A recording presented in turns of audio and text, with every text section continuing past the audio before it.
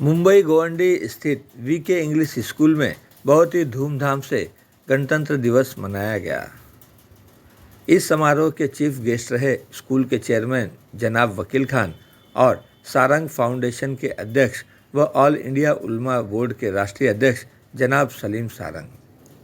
समारोह में VK English school के करीब 200 बच्चों ने भाग लिया। समारोह में भाईचारा, अमन, पर्यावरण और देशभक्ति की भावनाओं का संदेश दिया गया। सभी प्रमुख अतिथियों ने बच्चों की जमकर तारीफ की और पेरेंट्स, स्टूडेंट्स और टीचर्स को मुबारकबाद दी। इस कार्यक्रम को कामयाब बनाने में वीके इंग्लिश स्कूल की अध्यापिका शबाना खान, कोऑर्डिनेटर सद्दाम खान और मौलाना बिलाल कासमी का अहम किरदार रहा। और जब भी हम लोगों ने अलग अलग टाइम पे अलग अलग दिन के प्रोग्राम करते रहते हैं। आप भी कई बार आए, चक्रवाल कई बार आए। हमेशा हमारी कोशिश रहती है कि एजुकेशन में बच्चों को अच्छे ढंग से सिखाया जाए, अच्छे ढंग से पढ़ाया जाए और उनके जरिए से उनके कुछ प्रोग्राम लिए जाए जिनसे बच्चों के अंदर एक उत्साह पैदा हो, सीख पैदा हो। इसी के तहत हमेशा चाहे 26 जनवरी हो, 15 अगस्त हो या दूसरा कोई मामला हो, अलग अलग ढंग से प्रोग्राम हमेशा करते रहते हैं और करते रहेंगे। सबसे पहले मैं आज के दिन आपके चैनल के माध्यम से देशवासियों को आज़ादी की मुबारकबाद पेश करता हूँ और साथ ही साथ आज जो आपने खुद ही देखा कि बच्चों के अंदर क्या टैलेंट था, अच्छा सबक उन्होंने पेश किया, समाज की सामाजिक बातें की, साफ सफाई की बातें की, देश की भक्ति की बातें की, हर तरह के परफॉर्मेंस आपने देखा।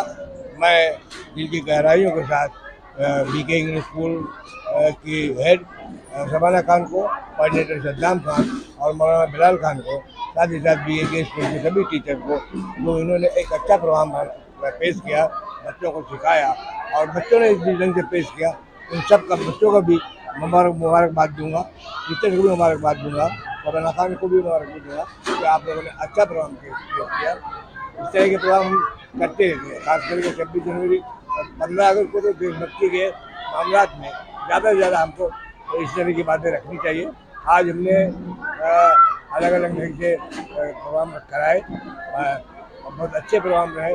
स्टाफ को पीछे एक बार मुबारकबाद। ये तो वकील खान साहब स्कूल के कर रहे थे, अभी स्कूल के वो इसलिए कि उन्होंने एक हफ्ता पहले से सारी तैयारी कराना शुरू कर दिए थे और इसी साथ ही बच्चों को रात भर हमने रुकाया सिर्फ उनकी प्रैक्टिस के लिए।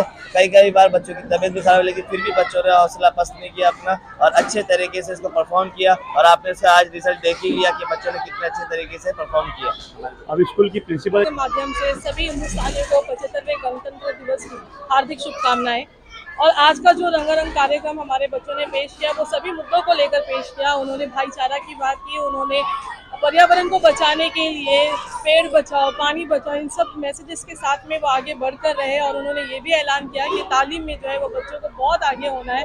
उस मैसेज को भी हमारे बच्चों ने यहाँ पे बखूबी पेश किया। मैं सभी स्कूल के जो पेरेंट्स हैं, जो टीचर्स हैं हमारे, जो बहुत कड़ी मेहनत कर रहे हैं स्लम के एरिया में, क्योंकि यहाँ पे बहुत ज़्यादा काम करने की ज़रूरत है और उस काम को बखूबी अंजाम दिया जा रहा है।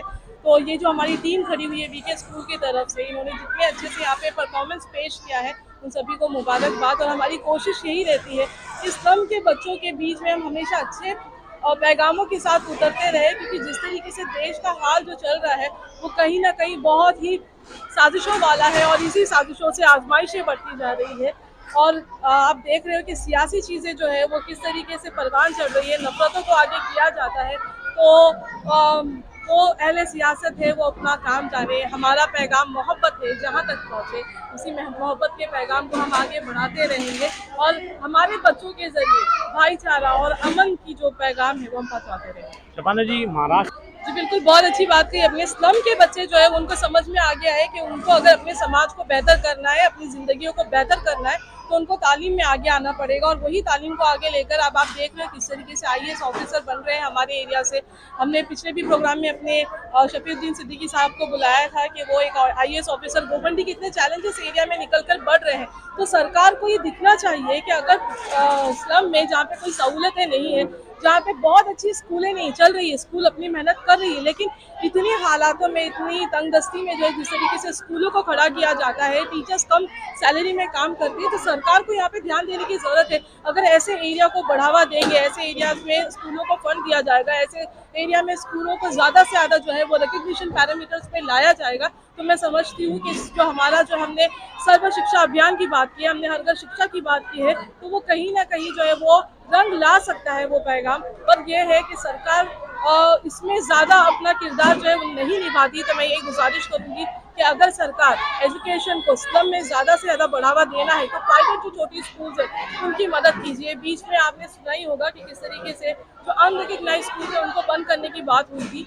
तो मैं यहाँ से आपके माध्यम से बोलना चाहूँगी उन सभी अनरिकग्नाइज स्कूलों को जो आपके पैरामीटर्स पे भी खरी उतरती है, और साथ ही साथ अगर कहीं ना कहीं कुछ चीज़ों को जो है वो अपनी सहूलतें दे रही है तो सरकार को उनको मान्यता देकर चलानी चाहिए, क्योंकि इससे 50,000 बच्चों का मुस्तकबिल दांव पे लगा है और कई हज़ार टीचर जो है अपनी नौकरियों को लेकर खतरे में, उनका भी भविष्य बच सकता है। तो सरकार यहाँ पर ध्यान देगी। तो मैं उम्मीद करती हूँ जो एक प्रतिशत है हमारे जो पढ़ाई लिखाई का जो गिरता जा रहा है स्तर, वो और आगे बढ़ेगा। हम देखना चाहते हैं कि हमारा भारत भी डिजिटल भारत कहलाए। ट्यूशन में ऐसा होता है कि पेरेंट्स तो बहुत आते हैं और सबसे बड़ी चीज़ है कि फीस का उनको बहुत बड़ा प्रॉब्लम है यहाँ पे, लेकिन फिर भी पेरेंट्स जो है बच्चों का एडमिशन करवाते हैं। बड़ी दिक्कतें होती हैं उनको एडमिशन करवाने में, फिर भी वो यहाँ वहाँ से तंगदस्ती के होते हुए उधार वगैरह लेकर के किसी से कुछ भी जो है वो अपने बच्चों का यहाँ पे दाखिला करवाते हैं और पढ़ाते हैं बच्चों को। और बच्चों की अच्छी शिक्षा के लिए वो पेरेंट्स भी मेहनत कर रहे हैं और यहाँ पे स्कूलों को भी बड़ी मेहनत लग रही है बच्चों को डाइवर्ट करने के लिए। असल में यहाँ पे वर्नाक्युलर मीडियम की स्कूलें ज़्यादा चल रही है, इंग्लिश मीडियम की स्कूलें बहुत कम है, और वो सबसे बड़ा चैलेंज है यहाँ पे। में आया था और वहाँ मैं इनके प्रेजेंटेशन से काफ़ी इंस्पायर हुआ बच्चों से। कहीं ना कई गरीबी हालात में पढ़ते हुए बच्चे इस तरीके का परफॉर्मेंस करते हैं, तो मैंने सोचा ये स्कूल में आऊँ। और ये स्कूल में आने के बाद वाकई में मुझे लगा कि मेरा फैसला सही हुआ। ये कहीं ना कहीं बच्चों को सही दिशा में लेके जा रहे हैं। आने वाले तौर पे मुसलमान जो है आज की तारीख में एजुकेशन में ही सबसे, तालीम में सबसे पीछे है।